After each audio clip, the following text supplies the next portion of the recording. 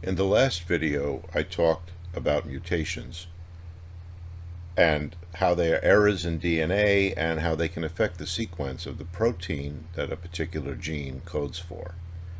In this video, we're going to go into more detail about mutations and especially look at the different kinds of mutations and whether or not they are deleterious, beneficial, or neutral. Here you see as a reminder that a mutation occurs when one nucleotide, in this case what should be an A, is changed into a C, and then when that DNA replicates, instead of a TA, we have a GC base pair. And that GC will continue to replicate itself, so we have an error in both strands of the DNA. And let's say we have a codon in some part of the gene, ACT, which if we look at the code table at where the blue circle is, we see it codes for threonine. Since there are 3 nucleotides in each codon, and each nucleotide could be mutated to one of any of the other 3 bases, there are 9 possible mutations that we could find. If we take a look at one of them, where we've changed the T to a G, look at the table, we see we still get threonine, the same amino acid. So that would definitely be a neutral mutation, since nothing has changed in the actual protein that the DNA codes for. If the C in the original codon is changed to a G, looking at the green circle, we have the codon for serine, which is a different amino acid. However, serine and threonine share a chemical property, and for the chemists in the audience, they're both alcohols. They have hydroxyl groups. So even though the amino acid that's coded for is different, it's very similar to the original amino acid. So again, we would consider this to be a neutral mutation, no major effect. Now, if the original A is mutated to a C, and we have CCT, that codon codes for proline, and that would definitely be a harmful mutation because proline is an amino acid that changes the shapes of proteins. It makes a bend in the protein structure. And almost always, a mutation that produces proline changes or even destroys the activity of any protein or enzyme. So that would be an example of a definitely harmful mutation.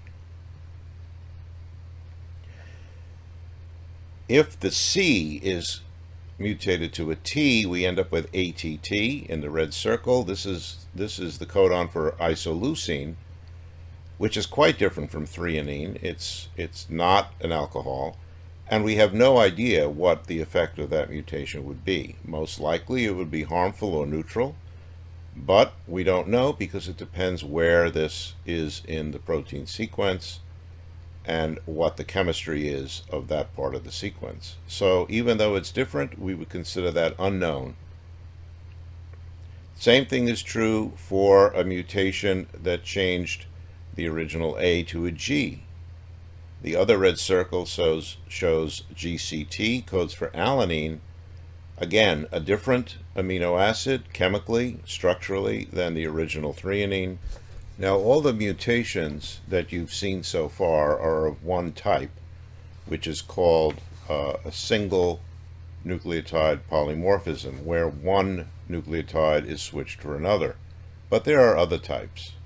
If we take a look at an original sequence, and here we have 4 codons, which code for 4 different amino acids, we can look at the types of mutations that occur. The first type, as we just saw in the last discussion, is about changing one nucleotide, one base for another. And as I said, these are called single nucleotide polymorphisms, also just called SNPs. And in this case, we see that in the second codon, the first base T is changed to a G, which will produce a different amino acid. Another kind of mutation is called a nonsense mutation. And this would occur if the first A in the third codon is changed to a T. And the reason it's called nonsense is because that produces the codon TGA, which signals the protein synthesis making machinery to stop. So the protein becomes much shorter than it should be. It's almost always deleterious. More examples of very deleterious mutations are called those that cause a frame shift. In other words, the reading frame changes. If you take, for example, the first T away from the second codon, then instead of the system reading TTC as a codon, it reads the next three bases, which is TCA. So you get a shift in the reading frame, and all the following codons following the mutation are different from the original.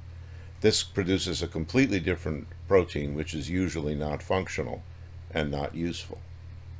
The same thing occurs if a new nucleotide is added to the sequence. Again, we get a frame shift. In this case, we've put a C in the front of the second codon. So now the second codon reads CTT, and then it continues reading, and again, all the codons following that mutation are wrong, or they're different from the original and will produce a different mutation. There are many other types of mutations, including large insertions, large deletions, transposons, all kinds of things that occur in the DNA, and they're less common, but often very powerful in their effects. So what causes mutations in DNA? There are several possible causes. One is exposure to certain chemicals, which are called mutagenic, or radiation. More common are errors in DNA replication, which are fairly frequent. Most of those are repaired, but not all of them, and when they're not repaired, we end up with a mutation. There are other ways that mutations are caused, including the insertions of viruses, transposons, which tend to jump around in the genome and can cause mutations in various places, and some other mechanisms. A mutation in a somatic cell, such as in the skin or in any organ, will not be passed down to future generations, but could cause harm, such as cancer, in that organ. So mutations in germ cells, which are the sperm and the egg, the cells that are used in reproduction, are the ones that can cause long-term effects in subsequent generations. You might have heard it said that beneficial mutations are impossible, or that there's such a low frequency of beneficial mutations compared to deleterious ones that how can a beneficial mutation overcome the negative effects of deadly deleterious mutations? To answer that question, we're going to do an experiment, actually a thought experiment, but the kind of experiment that we're going to look at is the kind of experiment that almost all biologists working with cells have done. I've done several myself, and the results are exactly what we're going to see when we look at this thought experiment. We're going to use living cells which grow in dishes. You can see a cell culture dish, a petri dish, in the left photograph. The red liquid is what's called cell culture media, and it's composed of nutrients to help the cells grow. We can see the cells in two ways. If we use a microscope, we can see the cells growing, as you see in the top right picture, in a monolayer, a flat monolayer on the bottom of the dish. We can even count those cells. The other way to see the cells growing is to look at colonies just with the naked eye, because when cells start to grow, each cell forms a colony of its progeny that stay all around it. Eventually, those cells will occupy the entire dish. For the first dish, dish number 1, where we just added poison, are pretty straightforward. If we started with 1 million cells and we add the poison, over a short period of time, the cells begin to die. At some point, we'll see the cells, even with the naked eye, there's much fewer visible on the dish. And let's say in this case, we have about 200,000 cells. And if we keep waiting, we will eventually see all the cells dead and the dish will be empty. We can, of course, check this by looking in the microscope and going and checking to see whether there are any cells alive. For the second experiment, where we added a mutagen, we assume that since we added just the right dose, that we will get 10% of the cells that undergo a mutation. Since we started with 1 million cells, that means 100,000 cells will have been mutated. Now we can also assume that most of those mutations, let's say 90%, are actually lethal and will kill the cells. What this means is that 90,000 cells will die, 90% of the 100,000 mutated. That means we would be left with 910,000 cells. 10,000 of those survivors have actually been mutated, but the mutations were not lethal. That's some loss of cells that we might be able to see, but with time, the cells that survived, which is most of them, will grow back and fill the dish again until it reaches 1 million cells. The first two experiments could be considered controls. It's the third experiment that is the most interesting one, and that's the one that will give us the results we're really looking for. In the third experiment, we are going to add the mutagen first, and the same thing that happened in the second dish should happen in the third dish. We should have 100,000 mutated cells. 90,000 of those mutated cells should die because the mutations are lethal. Now, when we add the poison, all of the non-mutated cells, which is 900,000 of the total million, should also die from the poison. That would leave about 10,000 cells that are mutated, but the mutations are not lethal. Now, these cells will die also from the poison. So the question is anything still left alive? If we assume that a small number, let's say 0.1% of the mutated cells, actually have had a mutation that prevents the action of the poison, then 10 of those 10,000 mutated cells that are not lethal could survive from the poison. We can't see 10 cells with the naked eye, but if we wait, each of those 10 cells will start to form a colony, and eventually we'll end up with 10 colonies, as we can see here. If the average number of cells in each of these colonies, and they'll all be different sizes, is, say, 3,000 cells, then the total number of cells could be around 30,000. And with time, those cells will grow and fill the dish, so again we have 1 million cells, all of which have now undergone a mutation and are resistant to the poison, and will remain resistant to the poison.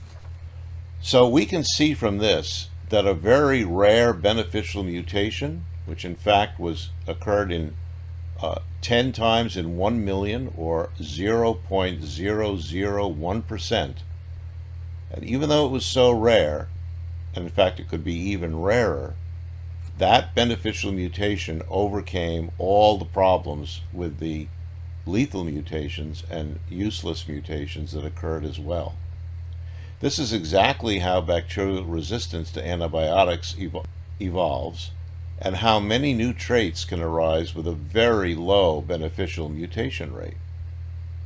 Now, as I said before, these experiments are commonly done. They're very routine. It might be interesting to look at a real such experiment, and such was done by a group at Harvard, looking at mutations in a group of bacteria who were exposed to increasing doses of poisons. You can see that video now. So what we ended up building was basically a petri dish, except that it's 2 feet by 4 feet. And the way we set it up is that there are 9 bands, and at the base of each of these bands, we put a normal petri dish thick agar with different amounts of antibiotic. On the outside, there's no antibiotic. Just in from that, there's barely more than the E. coli can survive. Inside of that, there's 10 times as much, 100 times, and then finally the middle band has 1,000 times as much antibiotic. And then across the top of it, pour some thin agar that bacteria can move around in. The background is black because there's ink in it, and the bacteria appear as white. First, You see they spread in the area where there's no antibiotic, up until the point they can no longer survive. Then a mutant appears on the right. It's resistant to the antibiotic, it spreads, until it starts to compete with other mutants around it. When these mutants hit the next boundary, they too have to pause and develop new mutations to make it into 10 times as much antibiotic. And then you see the different mutants repeat this at 100.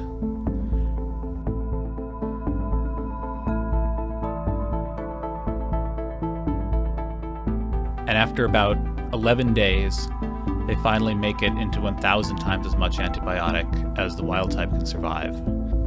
And so we can see by this process of accumulating successive mutations that bacteria, which are normally sensitive to an antibiotic, can evolve resistance to extremely high concentrations in a short period of time.